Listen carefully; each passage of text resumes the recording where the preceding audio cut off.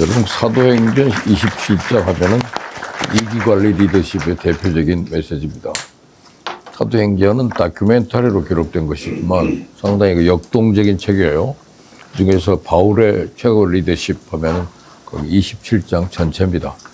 내용이 좀 길어서 그 앞에 13절부터 조금 줄여서 오늘 본문에 게재됐습니다만은 상당히 중요한 말씀이에요. 여러분, 바다 그러면 무엇이 연상됩니까?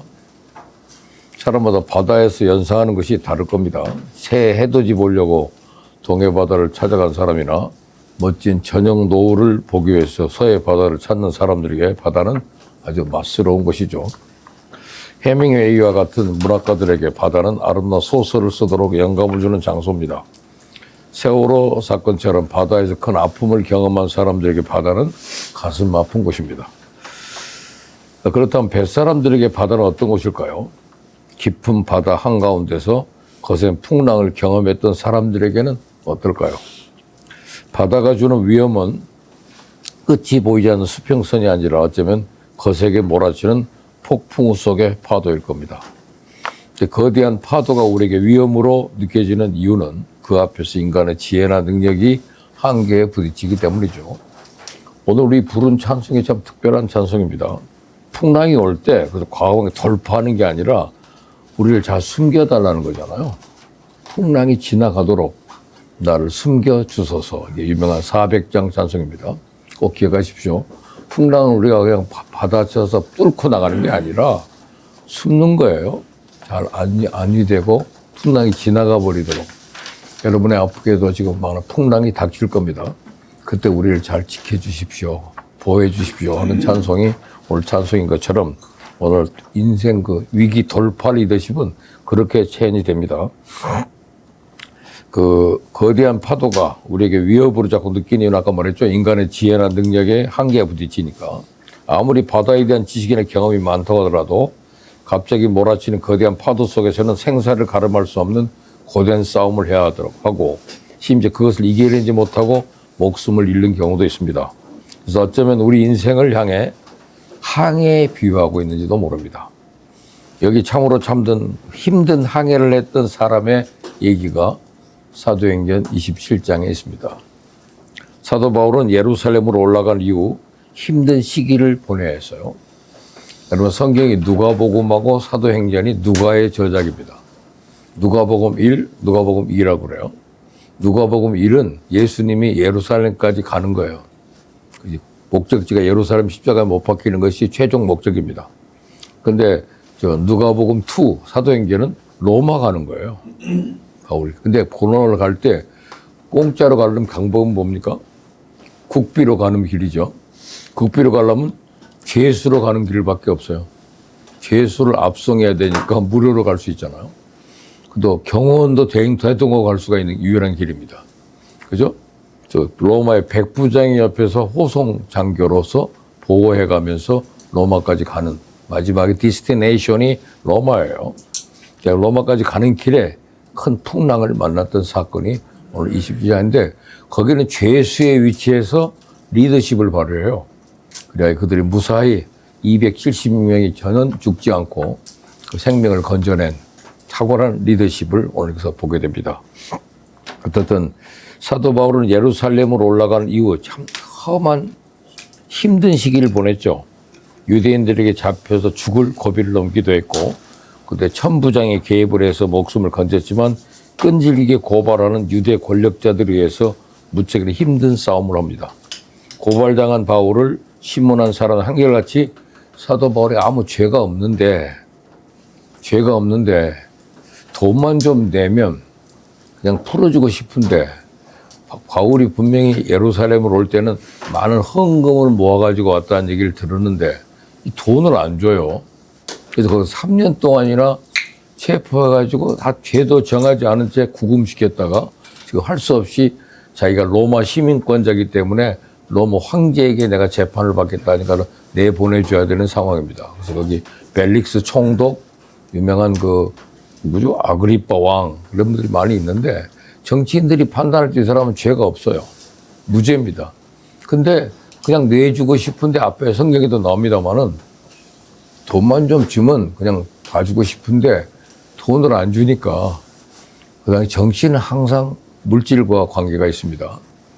그래서 고발당한 바울을 신문한 사람이 한결같이 무죄를 알지만 가장 먼저 신문했던 천부장 글라우디오 루시아는 총독 벨릭스한테 사도행 23장에 이런 보고를 해요. 한 가지도 죽이거나 결박할 사유가 없다. 그 편지를 썼어요.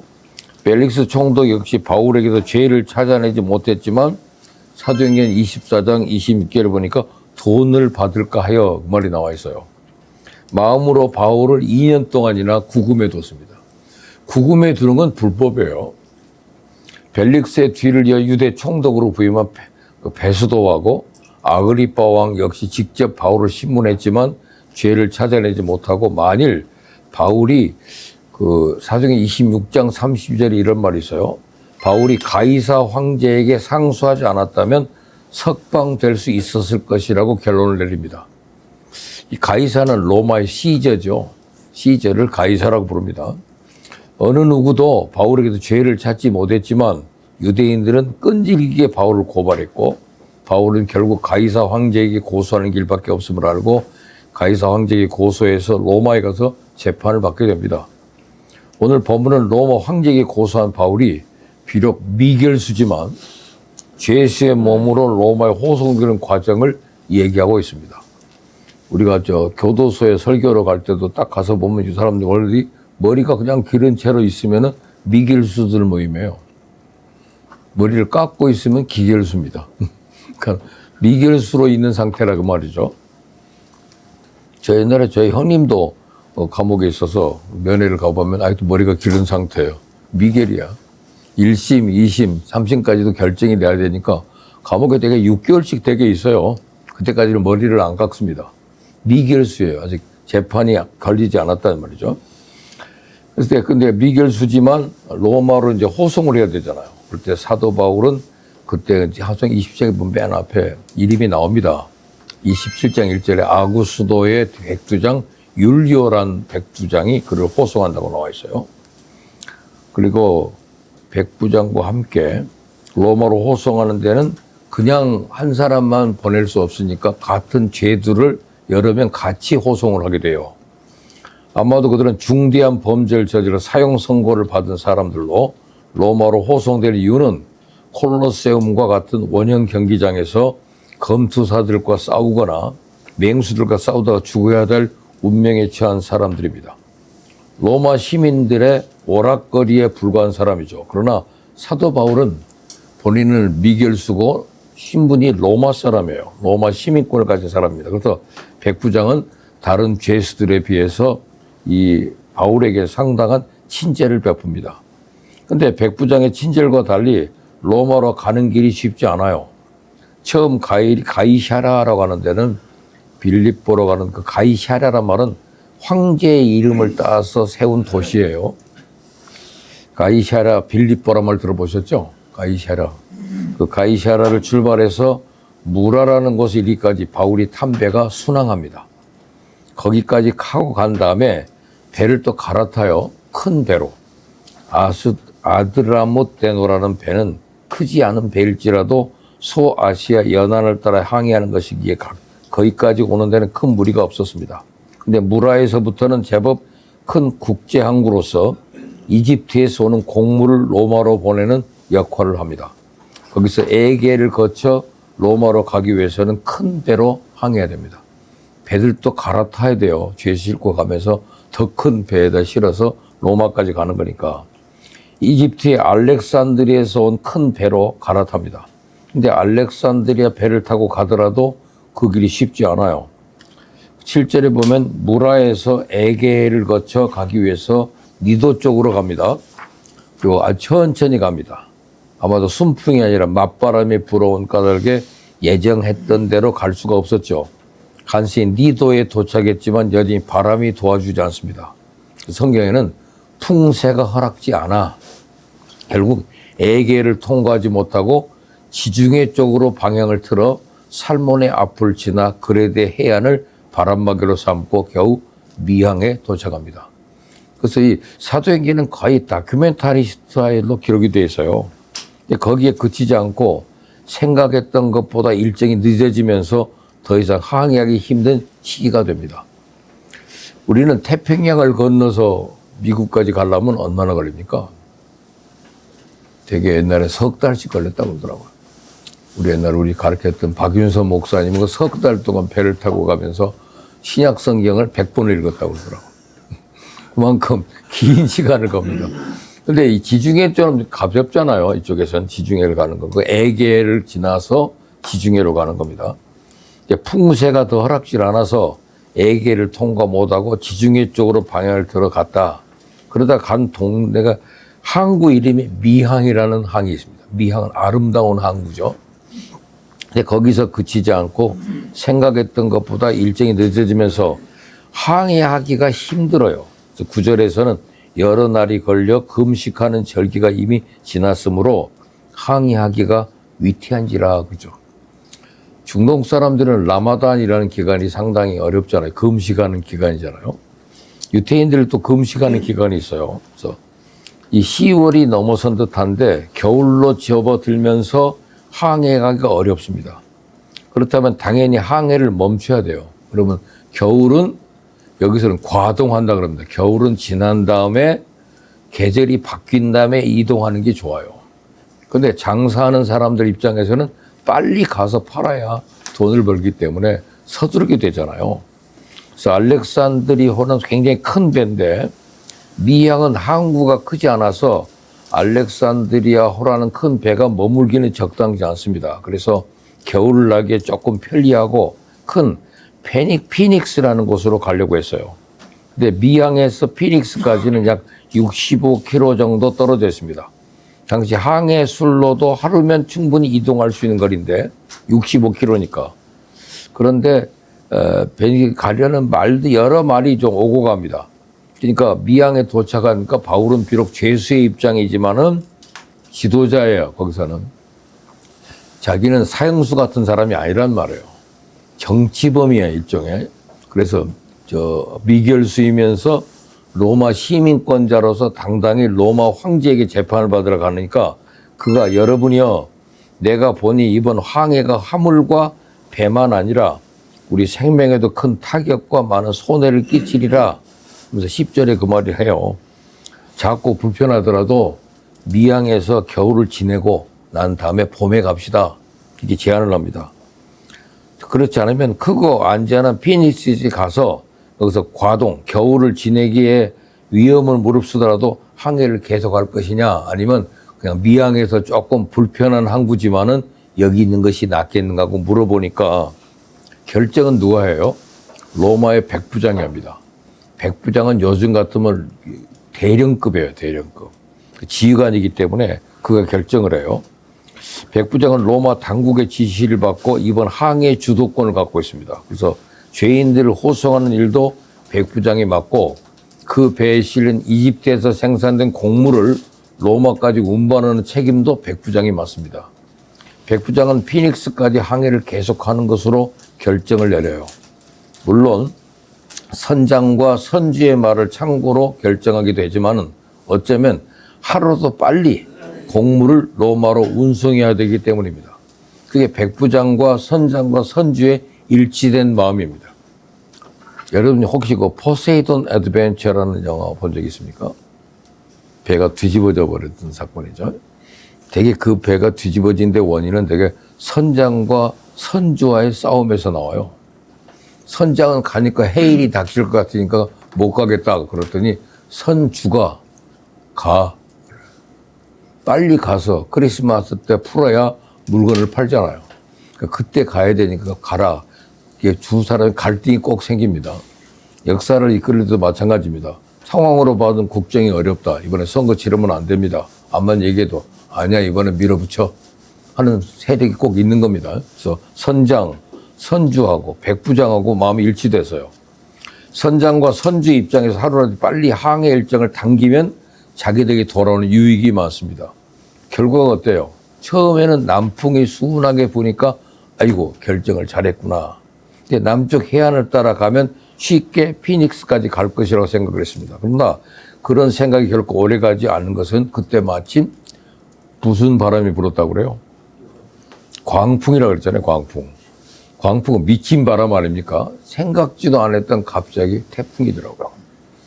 이번에 지금 스리랑카에도 갑자기 태풍이 몰아붙여가지고 엄청난 피해를 입었어요. 집들이 다 무너지고 엄청난 피해를 입습니다. 광풍이라는 게. 여기서 우리가 한 가지 생각할 것은 하일리 법칙이라는 게 있습니다. 한 가지의 큰 대형 사고가 일어나기 전에 29번의 작은 재해들이 일어나고 약 300번 정도의 사소한 징후들이 있다고 합니다. 유라굴로라는 광풍을 만난 알렉산드리아도 그래서요. 미항까지 오는 과정을 한마디로 보면 간신히 왔어요. 7절에 보면은 무라항에서 출발한 배가 간신히 니도 맞은편까지 갔고 8절에 가면은 거기에서 미항까지 오는 과정도 간신히 갔다고 그랬어요. 그렇게 간신히 그곳에 왔다면 미항에서 벤시스까지 간 항해도 조심해야 마땅합니다. 근데 조금 더 편리하자고 조금 더 이익을 얻자고 무리하게 항해를 이어가다가 풍랑을 만나게 되는 겁니다. 그렇습니다. 우리가 인생을 항해에 비유할 때 우리 인생에 때론 우리가 원치 않는 풍랑이 몰아올 때가 있습니다. 전에 예상하지 못하던 때에 예상하지 못하던 방법으로 우리 인생에 큰 풍랑이 몰아치기도 합니다. 전혀 예상하지 못하던 때에 우리나라에도 12.3 계엄이라는 광풍이 몰아치더니 12월 29일에는 제주항공 추락사고라는 또 다른 광풍이 우리 국민들의 가슴에 고통으로 몰아쳤습니다. 그러나 하일리 법칙에서 말한 것처럼 그런 일이 일어나기 전에는 반드시 징조들이 있기 마련입니다. 계엄 사태도 여러 번에 걸쳐 징조가 있었고 그때마다 야당 의원들이 분명히 이거 계엄을 할 것 같다. 계엄이 일어날 것 같다 하는 얘기를 여러 번 물어봤어요. 그때마다 21세기 우리나라에 그런 일이 결코 일어나지 않을 거라고 말하던 사람이 알고 보니까 계엄의 주동자였어요. 이런 국가적인 광풍뿐만이 아니라 올해를 살아가는 우리의 삶에서도 전혀 예상하지 못한 광풍이 일어날 수 있습니다. 갑자기 건강이 악화된다든지 잘 나가던 사업이 하향 곡선을 그린다든지 좋은 관계인 줄 알았는데 가까운 사람이 어느 순간 나에게서 멀어질 수도 있습니다. 그런 일이 일어나기 전에 하나님께서 우리에게 여러 가지 징조를 보여줍니다. 우리가 그런 징조, 하나님의 사인을 무시한다면 우리에게 예기치 못한 일처럼 거센 광풍이 우리 삶에 몰아칠 겁니다. 그래서 성경은 우리에게 항상 뭐라고 그래요? Watch out. 깨어있어라. Wake up. 하나님의 사인을 볼 줄 아는 영적인 눈을 가지고 살라는 뜻이죠. 우리는 인생에 때로 풍랑이 몰아올 때 그 앞에서 우리 인간은 아무것도 아님을 뼈저리게 느끼게 됩니다. 오늘 본문에서 반복되는 또 하나의 단어가 있어요. 15절이 거기 나옵니까? 한번 보여주세요. 거의 꺼졌습니다. 15절.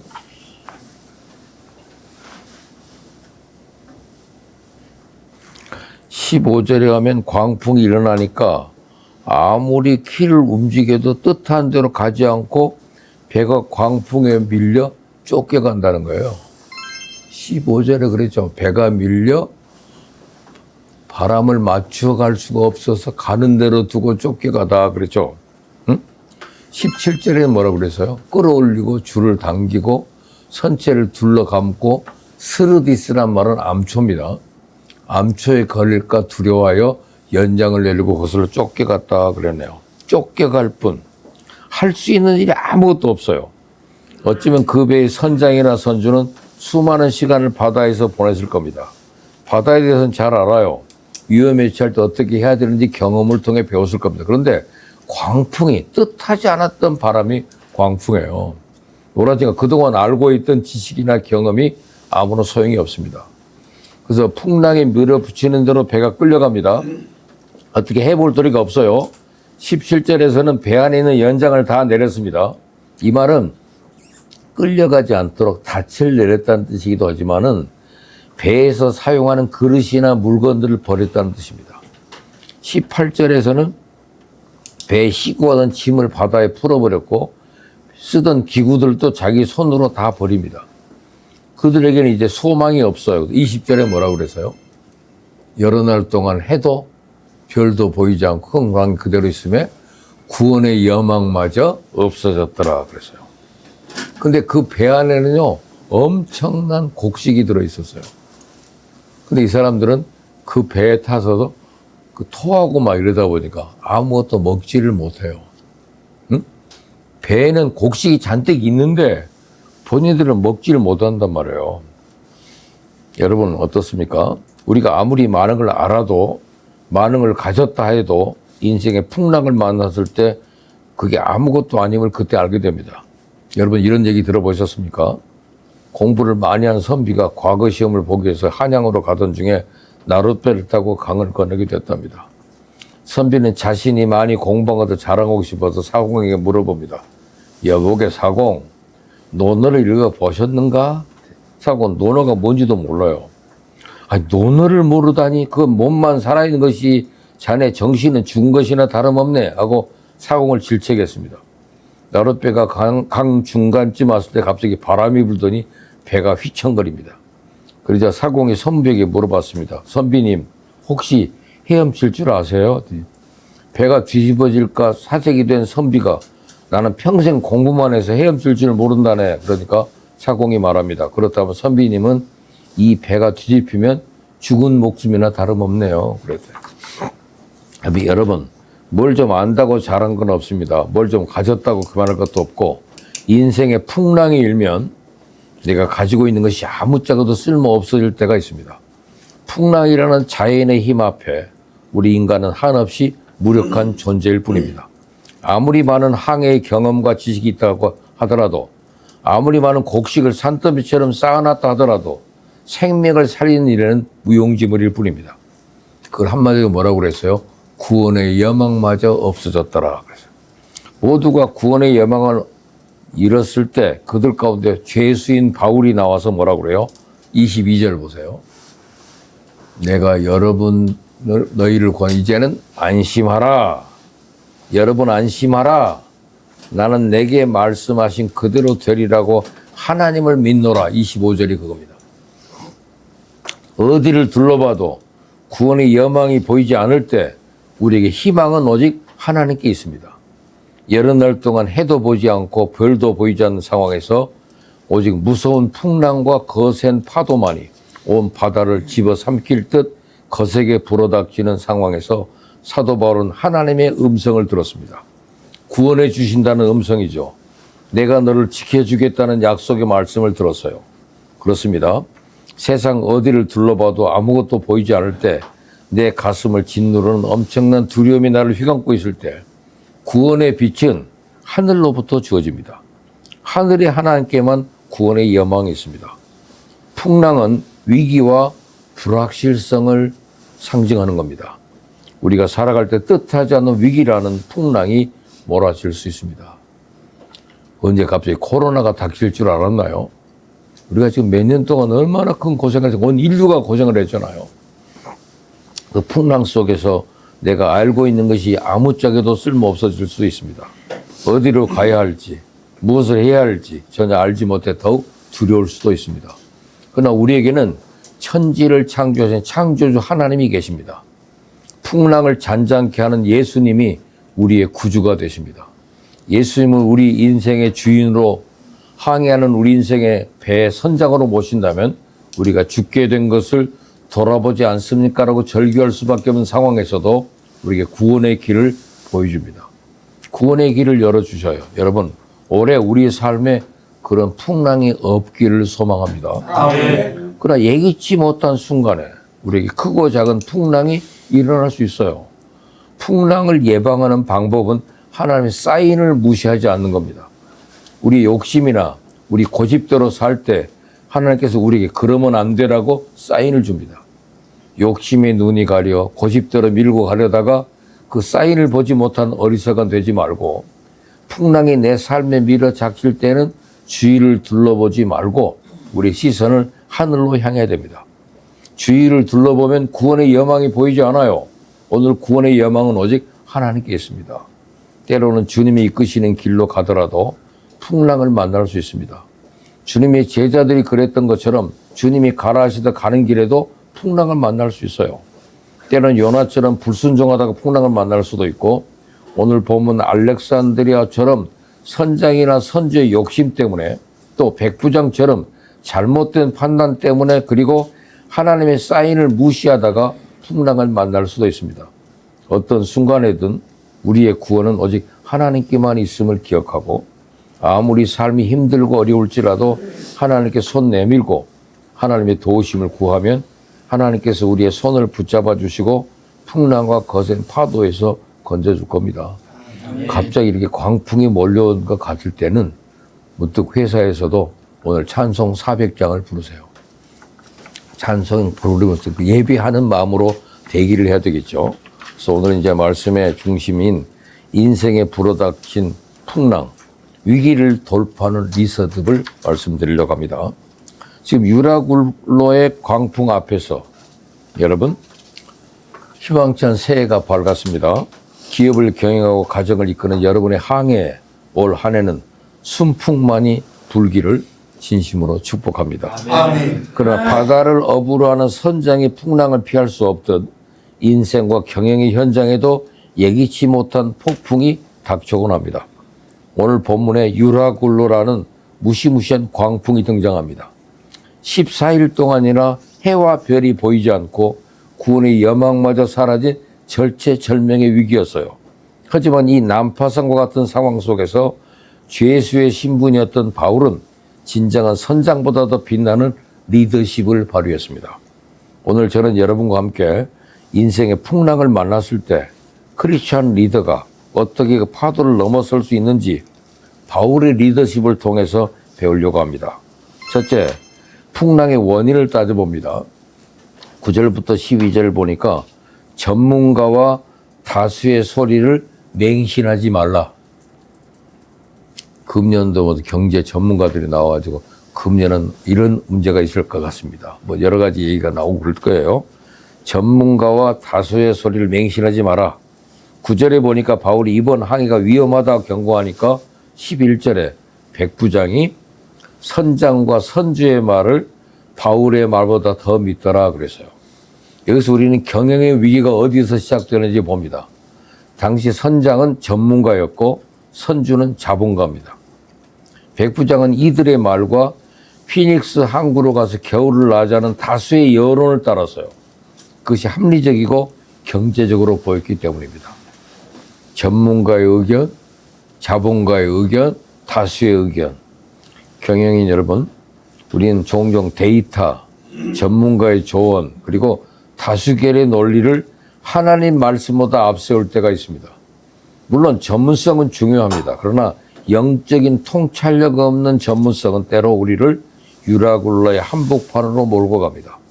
눈앞의 이익과 편리함을 조차 말씀의 경고를 무시하고 출항했던 배는 결국 파선 위기에 처합니다. 참된 리더십은 사람의 소리보다 하나님의 신호를 먼저 읽는 영적 민감성에서 나온다는 사실입니다. 두 번째, 위기의 현실입니다. 인간의 한계를 인정할 때 하나님이 일하신다는 겁니다. 18절부터 20절 말씀해요. 광풍이 닥치자 그들은 어떻게 했습니까? 18절과 19절 보니까 첫날에는 짐을 버리고 사흘째 되는 날에는 배, 기구, 장비들마저 다 바다에 버립니다.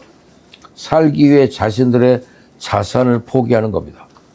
경영학적으로 말하면 구조 조정을 하고 알짜 자산까지 매각하며 생존을 위해 몸부림치는 상황이에요. 하지만 성경은 뭐라고 그랬습니까? 구원의 여망이 다 없어졌더라고 기록했습니다. 여기서 우리는 중요한 교훈을 얻습니다. 인간의 노력과 기술, 그 선장의 기술이죠. 자본, 선주의 배입니다. 그 자본이 바닥나는 그 지점이 바로 하나님이 일하기 시작하는 시점이라고 말이죠. 그때가 바로 터닝 포인트예요. 미국의 유명한 백화점 왕 J.C. 페니에 일화입니다. 그는 대공황 때 무리한 확장을 하다가 파산 위기에 몰렸어요. 전 재산을 잃을 위기 속에서 극심한 스트레스로 대상포진과 폐렴까지 겹쳐 병원에 입원했습니다. 그는 죽음의 공포 속에서 유서까지 썼어요. 그날 밤 병원 복도에서 찬송 소리가 들렸습니다. 유명한 노래 너 근심 걱정 말아라 주 너를 지키리. 그는 무거운 몸을 이끌고 예배실 뒷자락에 앉아 통곡하며 기도했습니다. 하나님, 저는 아무것도 할 수 없습니다. 저를 불쌍히 여겨 주소서. 인간의 모든 수단, 짐과 기구를 다 내려놓고 하나님만 바라봤을 때 하나님은 그에게 새 힘을 주셨고 그는 기적적으로 건강을 회복하고 다시 사업을 일으켜서 세계적인 기업을 일궜습니다. 유명한 J.C. 페니의 위기 극복입니다. 풍랑한 우리를 벌주기 위함이 아니라 내 힘 빼고 하나님을 붙들게 하기 위한 초청장일 수 있어요. 힘 빼. 우리가 군대에서 유격받을 때 하는 소리잖아. 힘 빼. 힘이 빠지나 불안한데 땡겨지잖아요. 그럼 막 몸이 쥐뚱쥐뚱해잖아요. 힘 빼. 힘 빼기 위한 거예요. 세 번째 중요한 것은 바울의 리더십입니다. 리더십, 안심하라. 나는 하나님을 믿노라. 이것이 유명한 바울의 리더십이에요. 모두가 절망하여 먹지도 못하고 떨고 있을 때 바울이 한가운데 서서 외칩니다. 여러분이 안심하라. 25절만 굉장히 대단한 겁니다. 22절부터 25절. 나의 속한 바 곧 내가 섬기는 하나님의 사자가 어젯밤에 내 곁에 서서 말하되 바울아 두려워하지 마라 하였으니 그럼 여러분이 안심하라. 나는 내게 말씀한 그대로 되리라고 하나님을 믿노라. 아무도 그런 말을 못할 때 그 당당하게 죄수의 신분에서 불러외쳤어요. 이것이 바로 위기관리의 영적 리더십입니다. 우선 그는 존재를 확신했어요. 바울은 자신이 누구에게 속해 있는지 나의 속한 바를 정확히 알았습니다. 여러분은 회사의 오너이기 전에 하나님의 소유입니다. 비전을 제시했어요. 바울은 가이사 앞에 서야 하리라는 사명을 붙들었습니다. 내가 이 재판받을 로마 황제 앞에 가야 되는데, 그잖아요. 여러분, 사명이 있는 자는 죽지 않는다는 말이 있습니다. 리더는 위기 속에서도 회사가 나가야 될 비전을 보여주는 사람입니다. 그리고 담대한 선포, 안심하라. 모두가 공포에 질려 있을 때 하나님께 받은 약속을 근거로 희망을 선포하는 사람이 영적 리더입니다. 진정한 선장은 배를 모는 기술자가 아니라 폭풍 속에서도 방향을 잃지 않고 선원들의 마음을 하나님께로 연결하는 사람입니다. 이 배에 타고 있던 사람이 모두 합해서 276명이에요. 그 사람을 살린 것은 선장의 항해술이 아니라 바울의 믿음이었습니다. 여러분, 풍랑을 다스리는 선장들이 되십시오. 존경하는 우리 CBMC 회원 여러분, 2026년 혹시 여러분의 사업과 가정에 유라굴로 같은 풍랑이 닥쳐올지라도 두려워하지 마시고, 풍랑은 배를 흔들 수 있지만 배 안에 계신 예수 그리스도를 흔들 수는 없습니다. 올 한 해 세상의 전문가나 자본의 논리보다 하나님의 음성에 더 귀를 기울이시고, 위기가 닥쳤을 때 직원들과 세상은 두려움을 떨지라도 여러분은 바울처럼 일어나 여러분 안심하십시오. 내게 말씀하신 그대로 되리라고 나는 하나님을 믿습니다. 라고 선포하는 믿음의 리더가 되기를 바랍니다. 아멘. 하나님께서 여러분을 통해 여러분의 기업과 직원들을 구원하실 것이기 때문입니다. 아멘. 오늘 우리는 두 가지를 먼저 기도를 해야 돼요. 하나는 회개와 결단입니다. 자신의 힘을 의지했던 것을 내려놓습니다. 그래서 회개와 결단의 기도를 먼저 하겠습니다. 사랑의 하나님, 지난 시간 경영의 현장에서 선장과 선주의 말처럼 세상의 논리와 내 경험, 내 자본만을 의지했던 것을 회개합니다. 인생의 풍랑 앞에서 나의 무력함을 인정하오니 이제 내 배의 키를 주님께 맡깁니다. 아멘. 나의 지식이 아닌 하나님의 지혜로 사업을 경영하게 하옵소서. 아멘. 능력의 하나님, 혹여 올 한 해 우리 기업에 유라굴로 같은 위기가 닥칠지라도 바울처럼 담대하게 서게 하옵소서. 아멘. 두려워 말라는 주님의 음성을 듣게 하시고 절망에 빠진 직원들에게 소망을 선포하는 영적 리더가 되게 하옵소서. 아멘. 사명 이하는 죽지 않음을 믿사오니 우리 기업이 또 ADT가 이 풍랑을 뚫고 하나님의 항구에 도달하게 하옵소서. 아멘. 예수님의 이름으로 기도합니다. 아멘.